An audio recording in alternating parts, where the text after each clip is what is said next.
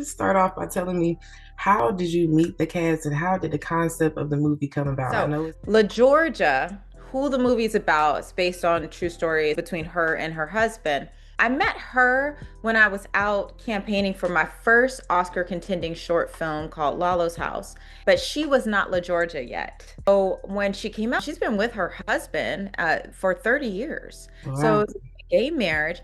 And when she came out, her husband, Nikki, was not having it. Like 0% having it. And Wow. when La Georgia became La Georgia, I was like, Nikki, what's the issue? Because it's not like you have to be attracted to her. It's not like y'all had a sex life and now you're attracted to men and now she's presenting as a woman and it's not working. I'm like, what is the issue? We was like, Kelley, it's not about that.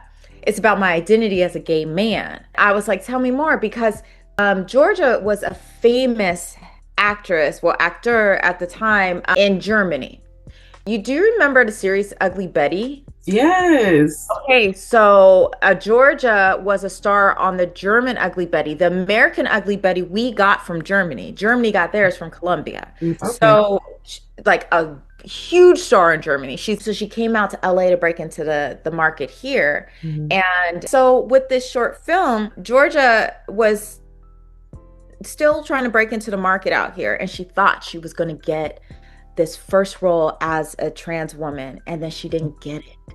And it broke her heart. And she was crying to me at lunch. And I told her, girl, we need to just make your own story. We need to do a short and we got to introduce her to the world so that people can watch this short and be like, oh, I want a character that's like La Georgia in my stuff. Mhm. And so she had all these ideas. And I was like, no, girl, are you willing to be vulnerable? Because we need to tell your and Nikki's story because people ain't heard this version before. And so we talked to Nikki, and Nikki was willing to do it. They almost got divorced. It was really hard, but they made it through. They persevered. And we made this film, and Nikki supported it. And so that's how we got here. And then we got the great Dan Bukatinsky. People know him. He's an Emmy winner from Scandal. He's also in Hacks, and he has a new show coming out with Lisa Kudrow. And so he blessed us with his presence in playing. We called him Fritz, but that's Nikki's character. And then we Wow. have Ray Giselle, phenomenal actress, and who people know from The Shy. Mhm. So we had a really good team, and Jack Turner, who plays a really fun role at the dinner table. It's one of my favorite scenes. And so yeah, and then it's written by Shawnee Jackson, one of my girls from USC, Mhm. and we've got like a whole team. Yay, I love that. So how did this process make you get more into the LGBT community? The LGBTQ plus community is a very loving community. Mhm. And I also think as like Black folks, we are also marginalized, and that's just another group that's marginalized. We just relate to each other a lot, and it's not on purpose. Like I'm just part of the community, and that's just what it is. That's just what the Lord said to do. And I love the community to pieces. So that's how. And then Georgia and I just gravitated to each other the day we met. And I asked her, how are you adjusting to LA? She said, well, not that well. I don't have too many friends. And I told her, I'll be your friend. And that next week, I invited her to Thanksgiving dinner. And I'm a pastor's daughter. Okay. Now, listen, my dad's Black Baptist pastor. He's right there.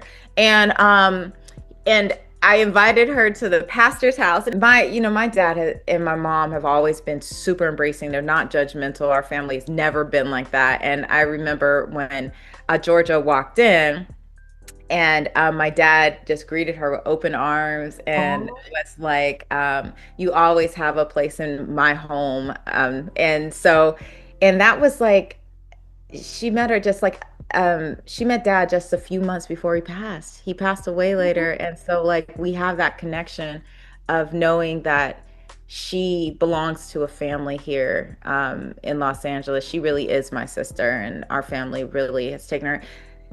Girl, I don't know. You just end up loving who you love, and that's it. yes. It's not a planned thing. It just is. It is a is thing, you know.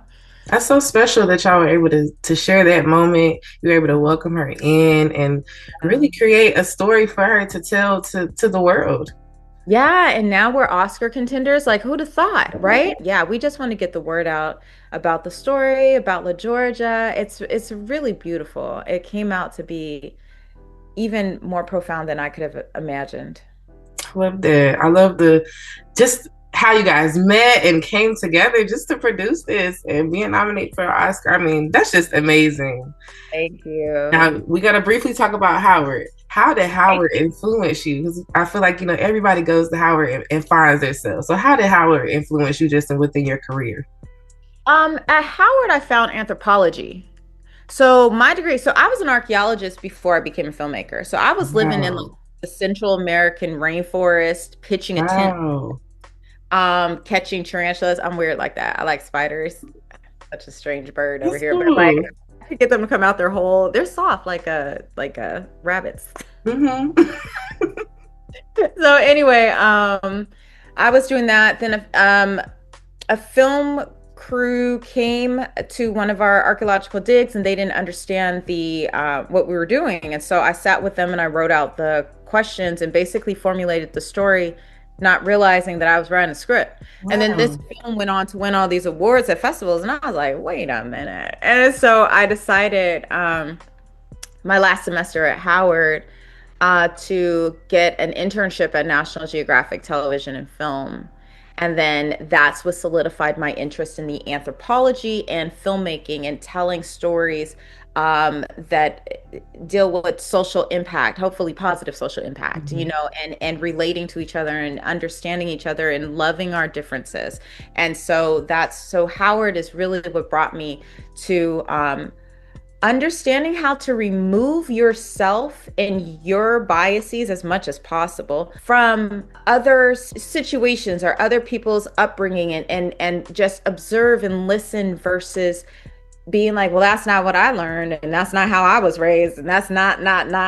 And instead of just sitting back and listening and removing yourself from that and understanding that people have different upbringings, different raising different belief systems. You believe what you believe because you were born into that and you were raised that way, or you went out and you discovered it, but that was your own journey. And so doing your best to understand that we all don't have the same journey and listening and understanding because basically uh, we the best way to relate to each other is through love. Look, my mother, she's so great. Let me tell you what she did for Thanksgiving this year. One of my friends from the UK came out here. She's an actress and she was acting in a show and she didn't have anywhere to go for Thanksgiving. So again, the whole Thanksgiving thing. I brought her in for Thanksgiving, but she only eats halal. And so my mom, the pastor's wife, went out, found a halal place, went to the halal, was taking selfies with the halal guys in the back, giving thumbs up, being like, I found the halal turkey for her. And like, it's just, you know, it's just beautiful to be able to learn to love. And despite it's not going to affect your belief to be able to love someone else who Right. has a different belief system. We're all God's children in my point of view. And so Howard just solidified that for me, especially with the anthropology background. It's a genuine person with genuine connections and relationships. And in this world, that's all that matters. It is, honestly, like we're here to connect with each other. No man is an island, and the best of, I mean, especially in this day and age, the more we can try to understand each other, the better. I find that when people hate, it's oftentimes because they haven't met or experienced the other side. Hmm. They've never gone anywhere. That's why it's really important to have kids go places, travel, take field trips, I know that once I build my studio or production company to be even larger, one of the things I want to do is to make sure that like kids from all over the inner city, rural areas, all places that don't usually get to travel that much, Hmm. get to do an exchange with each other and go to different just we'll start out at states and then hopefully go international. And I just feel like that formulates your perspective of the world at a young age and gives you a little more understanding because you've made friends. It does. I was just saying that I have a son, and I was just saying that about him. It definitely shows a difference in the kids that go places and get to visit places just in their life Yeah, experiences. it Hmm. really does. It really does because Yeah. they're slower to judge because Hmm. they know someone that they care about. Right. So then they'll listen a little bit more before they're like, oh, those folks, Right. those people. Well, I Yeah. love that you just always stayed open and open minded because it helped you meet La Georgia and just meet the connections that you made throughout the years, even getting you into film. Yeah, sure did. Being Mhm. open, especially with anthropology and traveling, that's a big deal, And Howard did that for me. We got to go and do these trips through the anthropology programs, and that's what really got my feet wet and learning other cultures and living in I mean, living in the jungle, like who'd have thought? So That's a cool experience. it really is. My dad taught me that your greatest resource is people. Mhm. So you need to surround yourself with the people who believe in you. And sometimes it takes a minute to find those people, but it doesn't matter if you go to school and you find them. You got to, first of all, you need to go outside. You've got to go out. You just need to because having that human connection is what's going to give you the confidence to really be who you are. And then if you're not at school, there's lots of like groups that you can join, interest, photography groups, whatever it is that you want to do.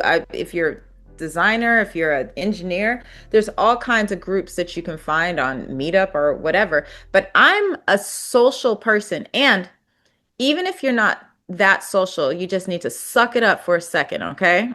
And you need to go out there and then you find that other friend that you connect with and just be with them and let them be your social butterfly. I'm a lot of people's social butterflies. I got a lot of shy friends and I'll bring them with me and I'll be like, "Oh, this is such and so." So you find that butterfly and then stick with them. It's just important to do your best to find the people in the community that believe in you. It's really important. Of course, and sometimes you don't have that and you just gotta believe in yourself, which can be hard if you're being bombarded by people who are saying that you're not this and you're not that. Mhm. But the one thing is that God didn't make any mistakes. And I firmly believe that. And if inside of you, if what you're doing is not hurting anybody else physically and it is making you feel good and making you feel the best that you can be, you need to trust that feeling. Mhm. So even if you're alone in the moment, you got to trust your feeling and know that you won't be alone for long.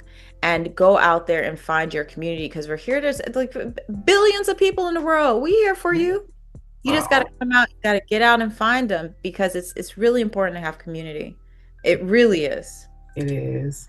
Yeah. I appreciate that. I mean, speaking of community, because I met I met you years ago and Monique, and for us to Yeah, do this interview today, so I'm happy that I'm my happy. community showed up today just to connect us again. Yep, I'm glad you're still doing what you're doing to help us out as filmmakers. You're so wonderful. I appreciate the work that you do because it's a lot. Thank you, Kelley. Well, I will look forward to speaking with you soon, and we're gonna fingers crossed that you're gonna win that Oscar. Thank you. Well, you enjoy the rest of your day. Time. All right. You have a good day. All right. Bye. Bye.